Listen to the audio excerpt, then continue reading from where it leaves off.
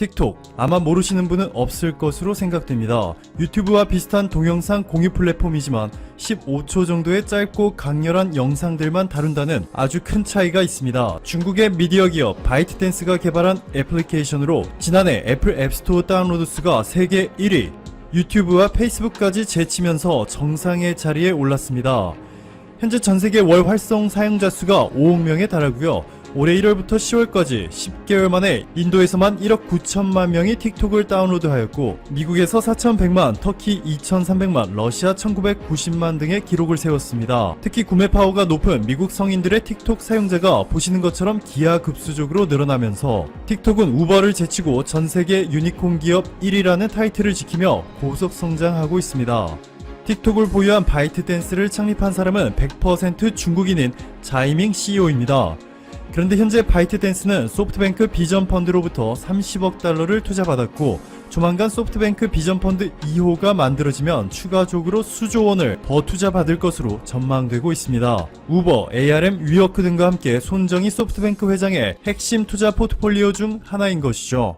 그런데 틱톡에 사상 초유의 문제가 생겼습니다. 미국 재무부 산하의 외국인 투자심의위원회는 틱톡이 수집한 회원들의 동영상들을 중국 정부가 군사용 AI 개발 목적으로 사용할 수 있다고 의심하여 조사에 착수하였고, 미국의 의회도 매우 적극적으로 틱톡 찍어 누르기에 함께하고 있습니다. 미국 민주당의 척 슈머 상원 원내대표는 공화당의 톰 코튼 상원의원과 함께 국가정보국에 틱톡의 국가안보 위험 여부에 대해 조사해야 한다는 서한을 보냈습니다. 여기에 페이스북의 마크 저커버그 CEO는 틱톡은 빠른 성장을 위해서 엄청난 돈을 광고로 사용하고 있는데 광고 효과를 제외하면 강력한 존재라 볼 수 없다며 전세계적 틱톡 붐이 일시적인 거품일 수 있음을 암시하였습니다. 또한 워싱턴 포스트가 틱톡 퇴사자들과 인터뷰를 하였는데 이들은 이렇게 말합니다.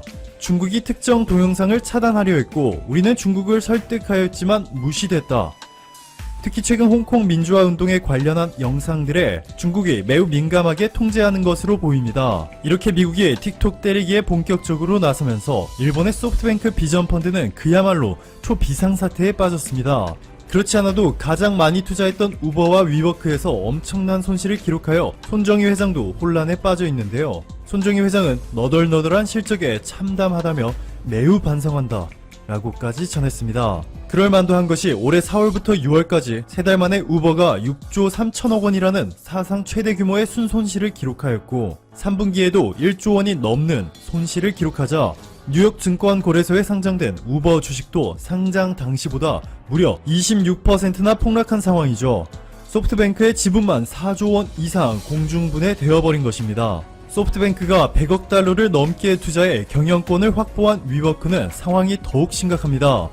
기업 가치를 55조 원이라 평가했던 손정희 회장의 주장과는 달리 시장에서는 5분의 1도 채 되지 않는 9조 원이라 평가하자 소프트뱅크를 포함해 투자자들이 엄청난 충격에 휩싸였는데요. 미국의 월스트리트 저널은 2008 금융위기 후에 단 한 번도 본 적이 없는 가치 증발을 위워크가 겪었다고 전했고, 영국의 파이낸셜 타임스는 소프트뱅크와 위워크가 일본의 공포만화 소용돌이 호러쇼를 했다며 위워크가 파괴의 소용돌이에 빠지고 있다고 경고하였습니다.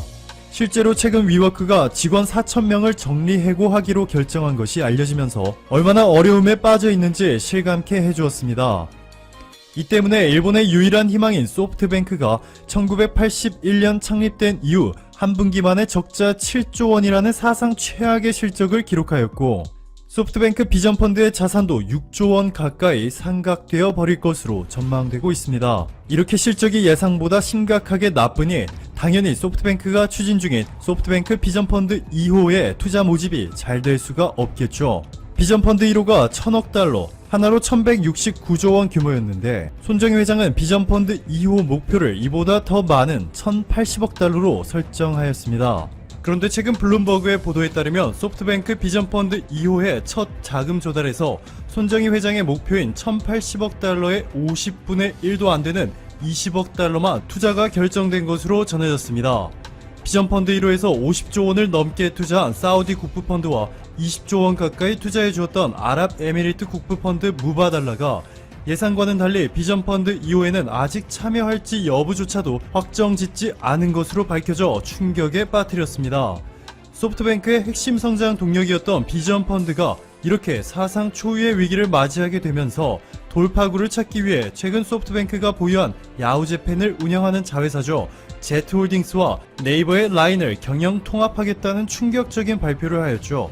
니온 게이자의 신문의 보도에 따르면 소프트뱅크의 자회사 제트홀딩스와 라인의 합산 매출액은 12조 5천억 원 정도이고, 라인은 일본에서 8,200만 명의 사용자를 확보, 해외에도 1억 명 이상의 이용자를 두었고, 야후재팬도 보유한 어플들을 모두 합산하면 이용자가 1억 4천만 명에 육박한 것으로 전해졌습니다. 하지만 이마저도 야후재팬과 라인의 금융 및 미디어 서비스 분야가 상당히 겹치기 때문에 서로의 수익을 갉아먹는 카니발라이제이션의 우려가 커지고 있습니다. 일본의 유일한 희망과도 같은 기업 소프트뱅크가 흔들리게 되면 그렇지 않아도 지하실로 향하고 있는 일본 경제가 앞으로 얼마나 더 빠르게 추락할지 지켜봐야겠습니다. 그리고 나는 모든 것을 걸겠다. 마이클 블룸버그 전 뉴욕시장이 공식적으로 2020년 미국 대선 민주당 경선 참여를 발표했습니다. 블룸버그의 순자산은 약 500억 달러, 하나로 약 58조 9천억에 달하는 세계 11번째 부자입니다. 그동안 부를 자랑했던 트럼프보다 무려 16배의 부자인 블룸버그는 정말 이번에 모든 것을 걸 작정입니다.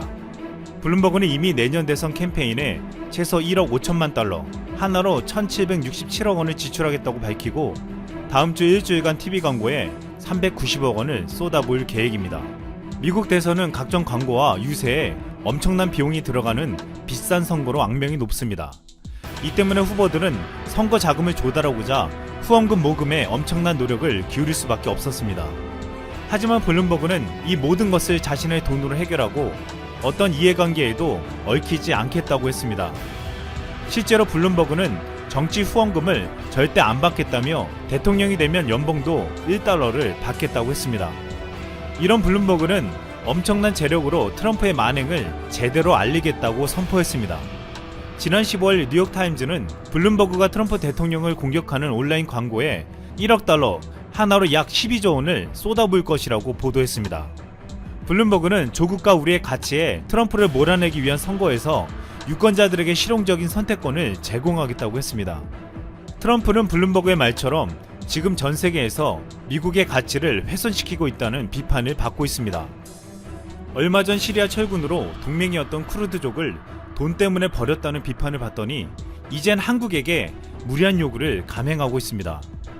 워싱턴 포스트지는 지난 23일 트럼프 정책 덕분에 미군의 견고함이 한국에서 의심받고 있다는 제목의 사설에서 트럼프를 비판했습니다.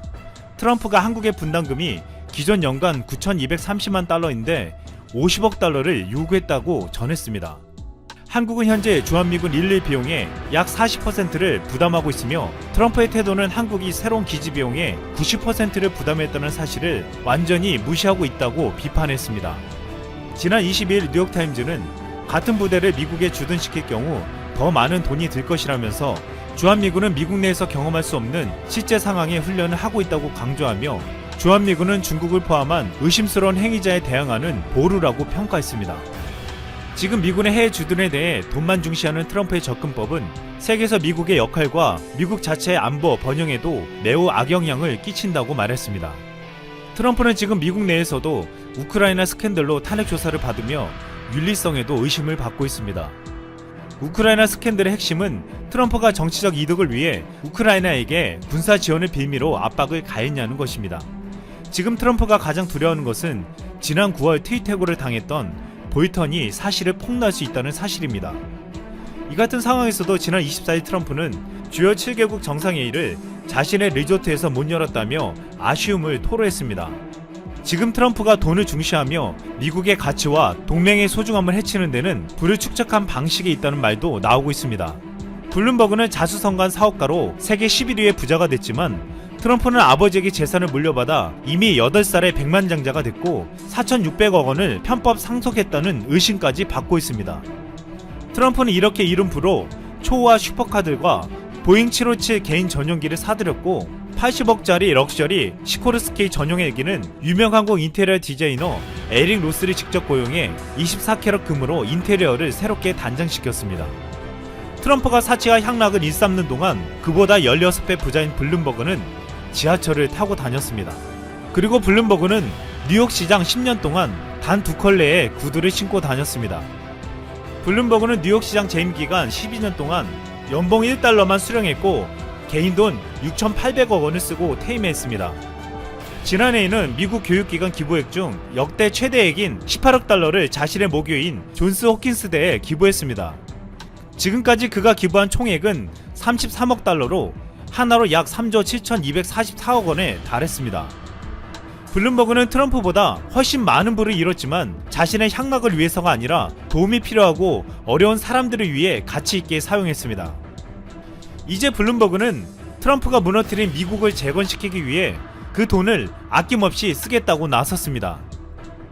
돈의 가치만을 중시하는 트럼프에게 블룸버그는 진정 돈을 버는 것보다 돈을 어떻게 쓰는지를 가르쳐줄 작정입니다.